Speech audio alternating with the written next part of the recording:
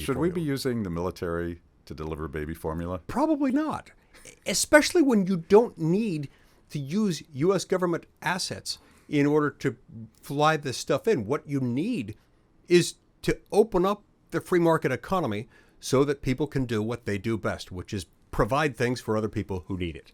Even with all of the disruptions of the last 2 years, there is a very sophisticated global system of getting goods to places where they're needed. Right.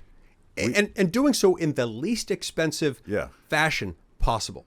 And that's why, look, when you peel all of this back, it makes you wonder how much of the federal administrative state actually does benefit us. I mean, I know the claim is always we make the products that you need more accessible and safer and less harmful. But what if all this disappeared for a few days?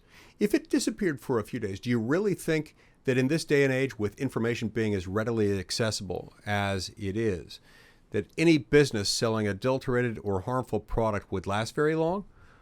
I've got my doubts. Of course not, yeah. And I wonder about all the harm that could be caused in the absence of aggressive federal regulations versus the harm that inures as a result of this very strange distortion that you see because of federal regulations. Now, to that point, the company that pulled baby formula off the market did so voluntarily because there were concerns. As I understand the investigation, there was no link, no discoverable link between these 4 tragic deaths and the product itself. I think there was a link, but the link was to water, to the source of water that they were using to mix the baby formula, not produced at this plant, not connected with this baby formula at all. It was the water they were mixing with it.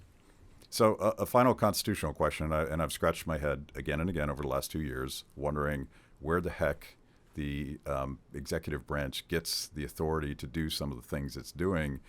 Does the president have the constitutional authority to commandeer military jets to deliver food to people?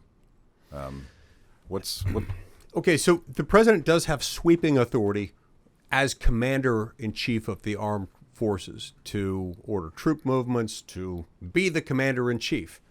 And so if the president decides that something is a military exercise, there's very little that any court is going to be equipped to do to stop that.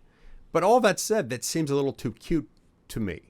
And I think the political process itself needs to be the constitutional corrector here. This is one of the problems, one of my grievances with the way we treat the Constitution these days, is that we treat constitutionality as synonymous and coextensive with what, if litigated, would result in a particular outcome. Yeah. This is a constitutional question, but it's one that's not likely to be litigated.